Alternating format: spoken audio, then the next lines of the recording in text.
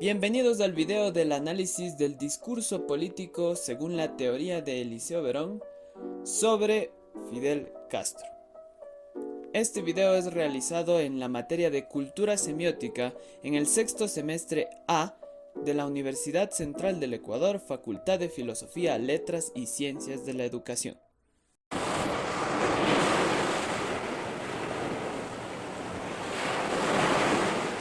El Granma se concibió, bueno, hoy se llama Granma, pero ya nosotros desde Isla de Pino habíamos elaborado una estrategia de lucha. Incluía su parte política para demostrar que no había ningún tipo de solución pacífica en las condiciones existentes en nuestro país, bajo la dictadura de Batista. Pero teníamos que demostrarlo ante la opinión pública, para dejar bien sentado que si se iba a producir una guerra, no era por deseo de los revolucionarios, sino por una necesidad inevitable que imponían las condiciones políticas existentes en Cuba. Y en este sentido había mucho la influencia martiana. Tú sabes los enormes esfuerzos que él hizo para demostrar que la única salida que había para la independencia de Cuba era la lucha armada frente a las corrientes reformistas y las corrientes autonomistas. Hablo en nombre de los enfermos que no tienen medicinas.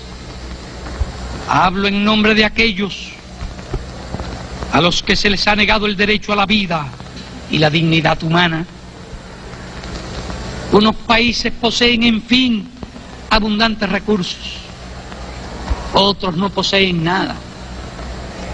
¿Cuál es el destino de estos? Morirse de hambre. Ser eternamente pobres. ¿Para qué sirve entonces la civilización? ¿Para qué sirve la conciencia del hombre? ¿Para qué sirven las Naciones Unidas?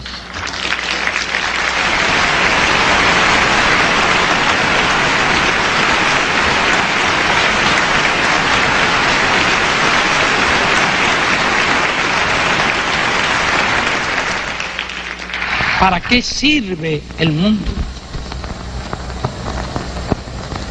No se puede hablar de paz en nombre de decenas de millones de seres humanos que mueren cada año de hambre o enfermedades curables en todo el mundo. No se puede hablar de paz en nombre de 900 millones de analfabetos. La explotación de los países pobres por los países ricos debe cesar. Sé que en muchos países pobres hay también explotadores y explotados. Me dirijo a las naciones ricas para que contribuyan. Me dirijo a los países pobres para que distribuyan. Basta ya de palabras. Hacen falta hechos.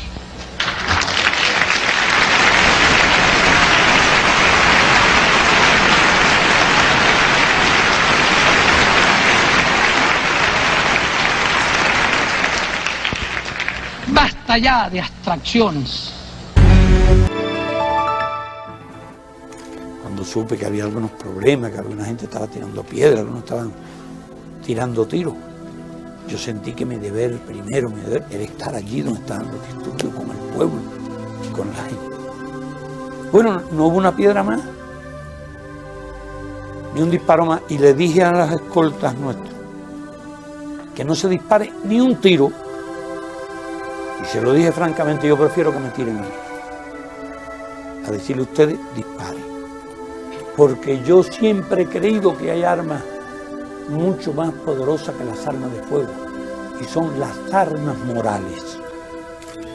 Y desde luego yo estoy y estaré siempre dispuesto a luchar junto al pueblo y a morir con el pueblo, y quien sepa cumplir así su deber no puede tener. El expresidente Fidel Castro en todos sus discursos se dirigía a diferentes tipos de receptores, modificando así su discurso para poder influir en las masas. A continuación, reconoceremos a estos tipos de receptores.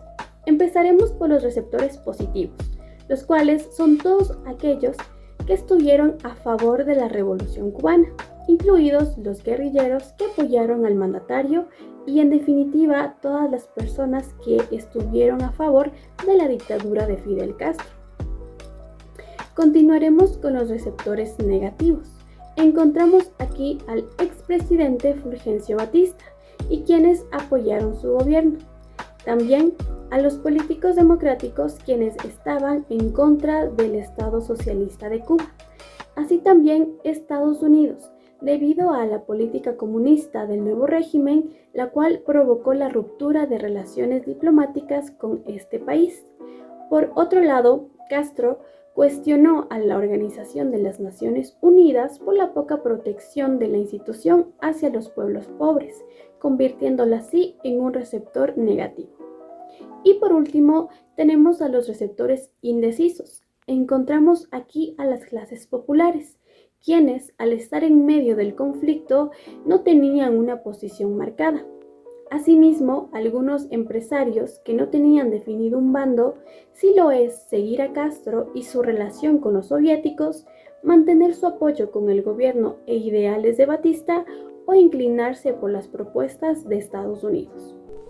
Respecto al componente donde se toma en cuenta el antes y el ahora, procederemos a analizarlo desde 1976, al ser el año de su subida al gobierno, hasta el año 1994, en donde la manifestación en contra del gobierno de Castro, denominado el Maleconazo, estaba presente. Para demostrar que no había ningún tipo de solución pacífica en las condiciones existentes en nuestro país, bajo la dictadura de Batista. Yo sentí que mi deber primero era estar allí donde estaban los disturbios con el pueblo, con la gente. Bajo estas dos perspectivas, podemos concluir que Fidel Castro construyó una imagen revolucionaria en sus inicios y deseó recordarle ese rol al pueblo cubano en época de protestas, debido a su mal mandato después del fin de la Unión Soviética. Con este discurso muestra también una contrariedad con el pasado, en donde fomentaba realizar actos violentos contra la opresión, y un presente en donde los niega al enfrentarse a la ciudadanía de forma directa, rechazando actos vandálicos. El componente didáctico en el que se analizan las verdades universales se encuentra presente en el discurso que Castro otorga ante la ONU en 1979. La explotación de los países pobres por los países ricos debe cesar. Sé que en muchos países pobres hay también explotadores y explotados. La afirmación de que existe explotación de países pobres por países ricos se considera una verdad universal al encontrar en la historia acontecimientos en los cuales países escasos de recursos se encuentran manipulados por países con mejor posicionamiento económico, haciendo así que dependan de ellos para poder mantener el país a flote. Otra de las verdades universales se encuentra en la declaración: sé que en países pobres hay también explotadores y explotados, en donde se recuerda la realidad en la que viven la mayoría de países víctimas de la corrupción de su propio gobierno. El componente prescriptivo se refiere a todo aquello que corresponde a las reglas deontológicas relacionadas a los valores y la ética, es decir, el orden del deber. Dicho esto, Fidel Castro en el video del año de 1976 menciona que no había ningún tipo de solución pacífica ante los problemas de su país, resaltando que si se producía una guerra no era por deseo de los revolucionarios, partido que era liderado por él, careciendo en este discurso de todo rastro de ética social. Sin embargo, en el discurso del año de 1994 cambia completamente la dirección del mensaje. Ilustremos lo dicho con el siguiente ejemplo. Castro menciona: cuando supe que había algunos problemas, yo sentí que mi deber primero era estar ahí. Dentro de esta frase vemos cómo su postura defiende y apoya a los derechos humanos de su pueblo. Finalmente, el componente programático corresponde al orden del poder hacer.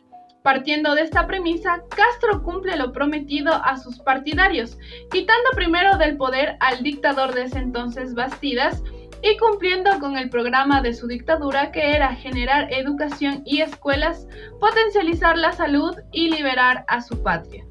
Ahora, dentro de las formas de tratamiento para dirigirse a su público, Castro tiene una peculiar forma de dirigirse, y es que hace uso mayoritariamente del plural, incluyéndose e incluyendo indirectamente a los receptores positivos e indecisos, lo que causa un acercamiento inconsciente de camaradería, provocando simpatía y afinidad con el emisor. Sin mencionar también que en el discurso de la ONU del año de 1979, en repetidas ocasiones menciona que habla en nombre de, esto con el fin de que lo vean como un representante de los más desamparados, usando su voz para pedir justicia por aquellos que no pueden, utilizando esto como recurso para inclinarse con el pueblo y recibir su apoyo. Hablo en nombre de los enfermos que no tienen medicinas. Hablo en nombre de aquellos a los que se les ha negado el derecho a la vida y la dignidad humana. Pasando al análisis de los tiempos verbales utilizados y el por qué estos se utilizan, en el video de la ONU, Castro habla en el presente del indicativo, mencionando: hablo en nombre de los enfermos y hablo en nombre de los pobres. Este modo es utilizado porque es la forma común para hablar de hechos reales o hechos que se tienen ya por ciertos. Además de este también incluye verbos en modo imperativo, menciona contribuyan y distribuyan. Este modo se utiliza en su mayoría para dar órdenes o hacer peticiones. En el video de 1976 habla en el modo indicativo del pretérito perfecto simple, diciendo se concibió, había, incluía. Este modo se utiliza pues la acción enunciada se considera finalizada. De igual manera, en el video de 1994 habla en el modo indicativo del pretérito perfecto simple, mencionando supe, hubo y estuve. Este modo se utiliza pues la acción enunciada se considera terminada. Pasando a qué efectos produce a los destinatarios. Castro en todos los videos produce una esperanza de cambio al ponerse en el lugar del pueblo o de los destinatarios. Pero no con todos sucede lo mismo, pues en otras personas puede generar empatía y valentía al apoyar en las manifestaciones. Por otra parte, se puede decir que para otras personas no es igual. Estas también pueden generar un sentimiento de rechazo hacia este personaje, porque se sabía que él había sido el causante de las protestas. Cuando hablamos de que el discurso se desarrolla en la práctica, cuando lo analizamos, Castro y su sentencia en que las condiciones de Cuba no permitían sostenerla y por ende no quedaba otra opción más que plantear la lucha armada en Cuba, una lucha armada que tenía ciertas características que es importante describirlas. Hablamos de un descontento general en la población con la dictadura de Batista. Sin embargo, no había un profundo amor por el grupo de Castro. El movimiento 26 de julio no formaba políticamente sus guerrilleros ni sus integrantes. No luchaban por una conciencia, diríamos, sino más bien eran persuadidos para luchar. Por ende, los propios destinatarios de los discursos de Castro terminan adoptando algunos elementos del discurso y otros no, fallando en la creación de conciencia en la población. Batista se rinde al momento en que los guerrilleros asedian La Habana y se instaura un gobierno basado en la cadena de mando del movimiento 26 de julio.